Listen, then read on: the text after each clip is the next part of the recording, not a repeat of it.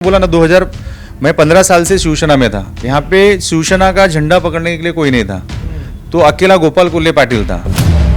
उस टाइम पे शिवसेना यहाँ पे नहीं थी तो कोई दिक्कत नहीं। आज हमने समाजवादी को आगे बढ़ाना है तो हमको इस पार्टी में अच्छा रिस्पॉन्स आ रहा है। नुकसान हुआ काफ़ी, मेरा 50 से 40 लाख रुपए नुकसान हुआ। मैंने शिवसेना जब भी छोड़ा नहीं, मिला आज कि जी हजूरी करके स्वाभिमान से लड़ेंगे। हम तो बोल रहे हैं ना आपको कि हमने काम किया है, हमको टिकट दो, हमारे काम पे टिकट दो।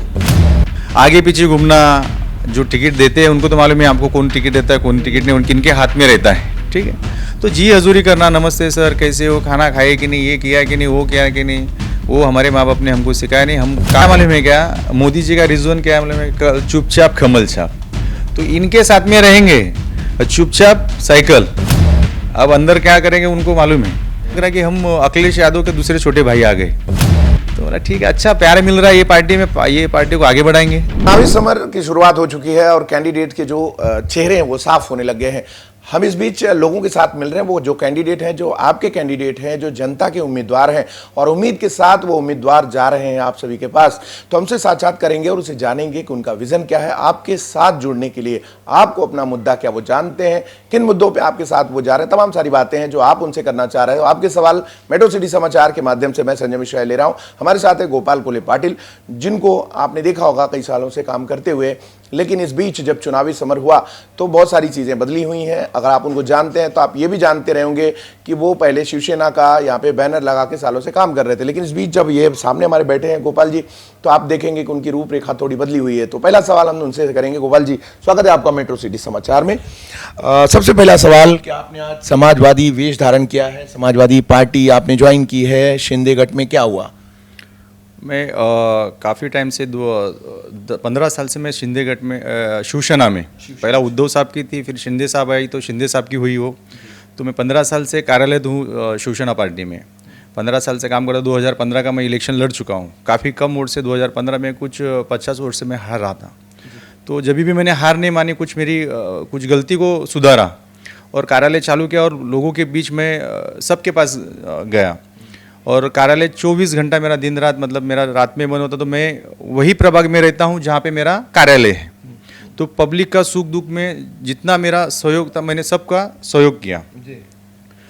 तो जैसे ही 2015 में इलेक्शन हुआ, उसके बाद अभी 2025 में इलेक्शन हो रहा है, 10 साल के बाद हो रहा है। और 10 साल में जैसा 15 में लड़ा था मैं, वैसा अब तक भी लोगों के बीच में था। कुछ जैसे कि थोड़े दिन पहले आमदार का जो इलेक्शन हुआ, विधानसभा का जो इलेक्शन हुआ, कुछ लोग ज्वाइन हुए, शिवसेना में ज्वाइन हुए तो आमदार साहब अपने निकल गए। अभी लाड़की बहन योजना में निकले या किस में निकले, तो कुछ उनसे ज्वाइन हुए तो उनके कोई करीबी हो गए। तो करीबी हो गए तो हमारे जो जुने कार्यकर्ता थे, निष्ठावंत कार्यकर्ता था जैसे मैं, तो हमारी दूरियाँ जरा बढ़ती गई। तो उनमें कैसा है कि उनमें जो उनके नज़दीक वाले हैं उनको टिकट वो लोग अपने हिसाब से अपना पैनल बना के वो अपने अपने लोगों को दे। तो हमने यही कहा कि हमने काम किया होगा तो हमें टिकट मिलेगा, या तो नहीं किया रहेगा तो नहीं देगी पार्टी। हम बार बार तो जाएंगे। हमने इच्छुक में फॉर्म भरा, हमने इंटरव्यू दिया, हमने जो काम का लिखा जोखा था हमारे प्रोटोकॉल्स के हिसाब से हमने सब जो है किया। और रविंद्र पाठक साहब हमारे संपर्क प्रमुख थे, हमने उनको एक लिस्ट बना के दी कि सर हमने थोड़ी दी, पूरी दी भी नहीं उनको, थोड़ी दी हमने, सर ये काम हमने हमारे वार्ड में 2015 से हमने काम किया। तो बोले ठीक है, आपको फ़ोन करके बताया जाएगा।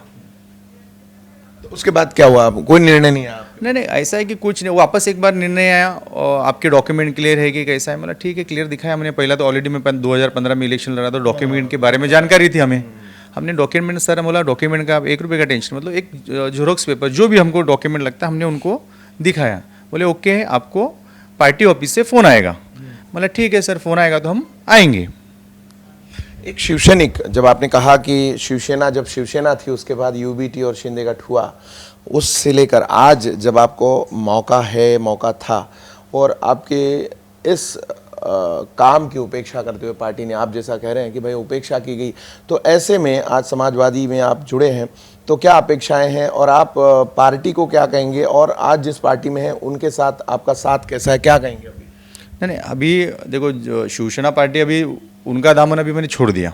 अच्छा, छोड़ दिया मैंने, है ना। अभी कुछ हुआ है नहीं, तो फाइनली एबी फॉर्म मिला हमको, हमने पार्टी का प्रचार भी चालू किया। जब हमको समाजवादी पार्टी ने हमने समाजवादी पार्टी का दामन पकड़ा, तो हमने अभी उनको आगे लेके चलना है, परिवर्तन करना है। देखो ऐसा है कि 2015 में आपको बोला ना, मैं 15 साल से शिवसेना में था। यहाँ पे शिवसेना का झंडा पकड़ने के लिए कोई नहीं था, तो अकेला गोपाल कोल्हे पाटिल था। बहुत सारे हमारे साथ में मेरे थोड़ा सा कंट्रैक्शन या कुछ रहता था, डेमोनेशन हुआ, जब भी मैं हिला नहीं। वरिष्ठ लोगों को बोलता था तो बोला ठीक है हो जाएगा। नुकसान हुआ काफ़ी, मेरा 50 से 40 लाख रुपए नुकसान हुआ। मैंने शिवसेना जब भी छोड़ा नहीं। मिला आज क्या है सर कि दिन है तो रात है, रात है तो दिन होता है, तो उजाला होगा। मेरा रात चालू है तो दिन तो होगा। तो कभी ना कभी हुआ, दिन हुआ, पर दिन के उजाले में मेरे को कहीं काला कपड़ा करके ढक दिया गया। हमारे लोगों ने कुछ छोटे मोटे कार्य करते हैं, मतलब उनको अभी नए चेहरे हैं कि उनके हमारे जो एक दो जो है उनके आगे पीछे जरा जी हजूरी करने के लिए चाहिए। वो हमारे माँ बाप ने हमको सिखाया नहीं कि जी हजूरी करके स्वाभिमान से लड़ेंगे। हम तो बोल रहे हैं ना आपको कि हमने काम किया है, हमको टिकट दो, हमारे काम पे टिकट दो। वो जो दूसरे उनको टिकट दिया गया ना आपको लगता है तो हम उनका भी काम देख लो, उनका भी काम देख लो, हमारा भी काम देख लो, काम के बाद भी आप टिकट दो। तो काम कैसे देख लेंगे? अभी तो आप इतने पुराने हैं, वो तो नए लोग। हाँ, तो अभी क्या है कि नए लोगों ने जी हजूरी किया ना सर। क्या है कि उन्होंने आगे पीछे घूमना, जो टिकट देते हैं उनको तो मालूम है आपको कौन टिकट देता है कौन टिकट नहीं, किनके हाथ में रहता है, ठीक है। तो जी हजूरी करना, नमस्ते सर कैसे हो, खाना खाए कि नहीं, ये किया कि नहीं, वो किया कि नहीं, वो हमारे माँ बाप ने हमको सिखाया नहीं। हम काम कर रहे तो काम की वजह से हमको टिकट देना चाहिए था, नहीं दिया, कोई बात नहीं है। ऐसा है कि जब वहाँ उस टाइम पे शिवसेना यहाँ पे नहीं थी तो कोई दिक्कत नहीं। आज हमने समाजवादी को आगे बढ़ाना है तो हमको इस पार्टी में अच्छा रिस्पॉन्स आ रहा है। हमारे साथ में जो अन्याय किया पार्टी ने, ठीक है ना, अन्याय के साथ में हमारे शिवसेना भाई वाले, बीजेपी वाले भी बहुत सारे लोग आ रहे हैं कि उनको भी लग रहा है कि कहीं ना कहीं आपके साथ में अन्याय हुआ। क्योंकि मैं शिवसेना में था तो बीजेपी या शिवसेना ये तो गठबंधन की पार्टी है, तो हमने कभी ये देखा नहीं कि तू शिवसेना वाला है तू बीजेपी वाला है, ऐसा नहीं देखा। हमने दोनों का काम किया क्योंकि वो दोनों गठबंधन में थे, तो हमने दोनों का काम किया। दोनों जन हमको बहुत अच्छा प्रभाव गिर रहा है। क्या है, लोग डरते हैं थोड़े, तो कोई बैक सपोर्ट कोई खुल के आ रहा है। बिल्कुल। डरने का मतलब यह है कि आपका कहना है कि लोग अन्य लोगों के सामने खुल के सामने नहीं आते, बट आप जैसा करें कि वो आएंगे ना। देखो क्या मालूम है, क्या मोदी जी का रिजन क्या मालूम है, चुपचाप कमल छाप। तो इनके साथ में रहेंगे चुपचाप साइकिल। अब अंदर क्या करेंगे उनको मालूम है, क्योंकि लोगों को मालूम है अभी कि क्या करना चाहिए क्या नहीं करना चाहिए। ये देखो ऐसा है ना, ये इलेक्शन क्या है, ग्राउंड का है। ग्राउंड लेवल पे जो काम करेगा उनको पब्लिक वोट देगी और उनको जिता के लाएगी। तो अभी जो अब चलिए हम लोग जनता की बात करते हैं, ये तो आपकी आंतरिक बातें हो गई, उस पर जनता को पता चला कि आपके साथ क्या हुआ है। लेकिन अभी आने वाले दिनों में वार्ड क्रमांक 8D, बराबर, तो अभी आपका मेन विजन क्या है? और जिस क्षेत्र में आप रहते हैं, ये मैं देखता हूं कि यहाँ पे विकास जो चीज़ें या कह लीजिए कि समस्याओं का बड़ी लंबी लिस्ट है।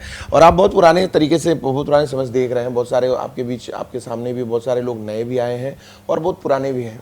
तो जो पुरानी सत्ता थी मतलब म्यूनसिपल कॉरपोरेशन लेवल पे 2020 के पहले, यानी बहुजन विकास अघाड़ी की, तब से आप यहाँ पे जुड़े रहे। आज भारतीय जनता पार्टी की प्रशासक है उनका, आज आप जुड़े हैं।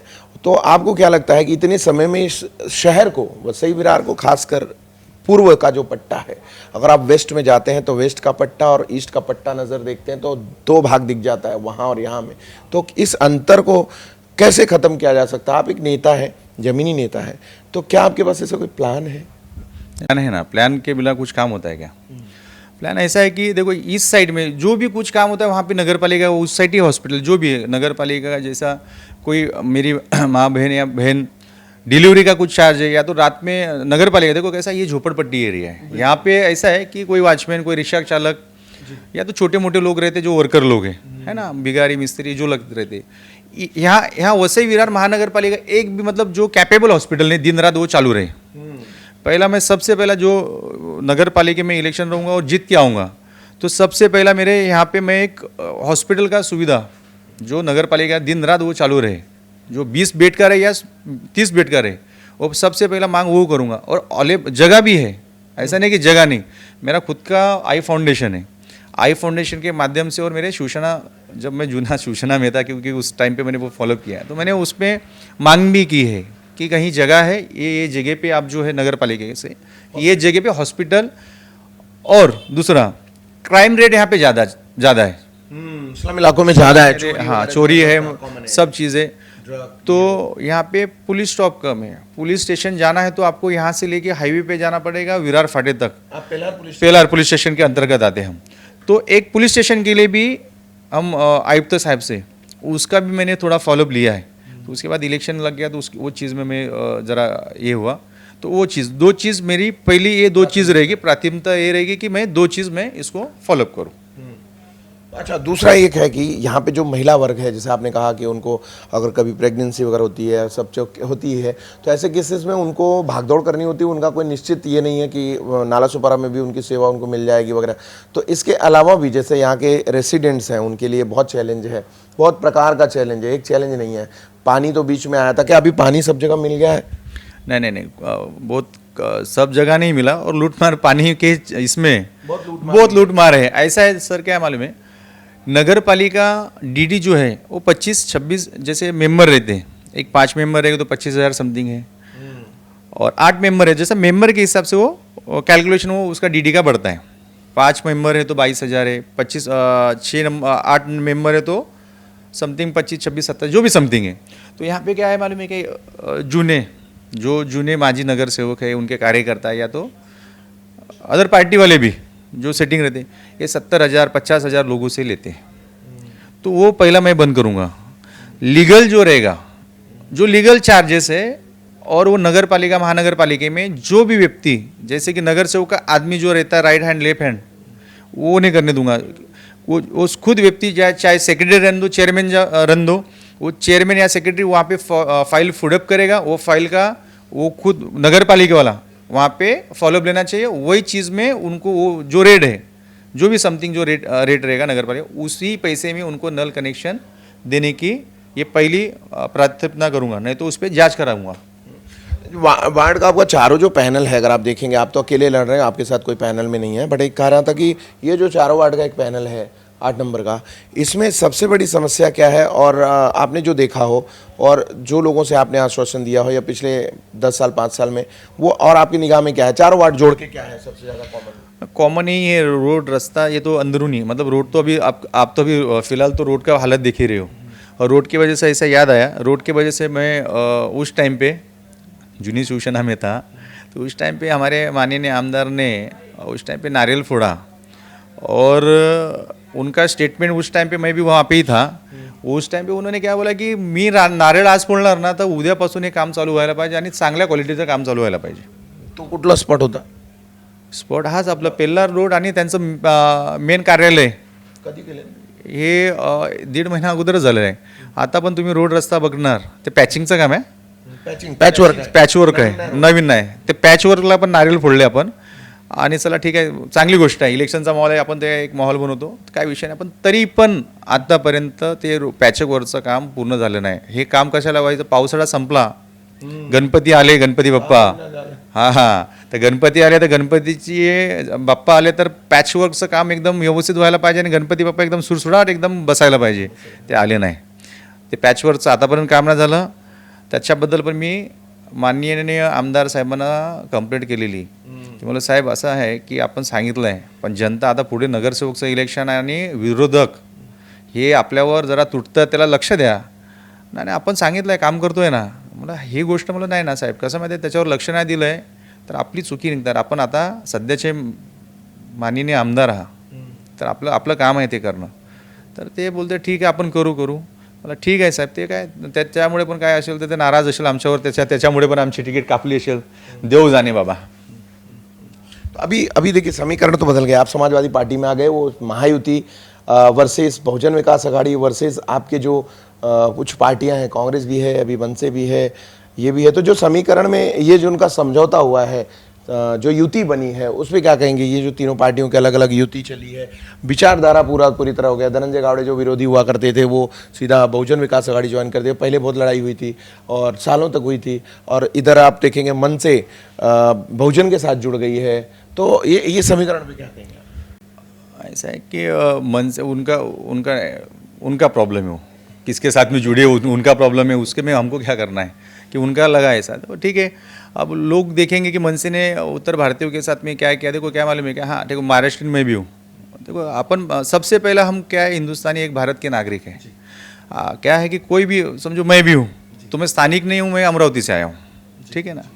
और अदर सब जगह देख, यहाँ पे कैसा डेवलपमेंट एरिया था तो यहाँ पे सिटी बनी तो लोग आते गए और बढ़ते गए, रोजी रोटी। या तो मैं क्या बोलता हूँ कि आप कोई यूपी वाला रहता है 50 साल से रह रहा है तो इधर का स्थानिक हो गया ना, और दूसरी पीढ़ी तो स्थानिक हो गया वो, और उनको कोई बोलने के लिए नहीं चाहिए। देखो ठीक है, आपका स्टेट है, महाराष्ट्र स्टेट है, तो स्टेट का मान सम्मान रखना भी एक संस्कृति के, हाँ, रखना चाहिए।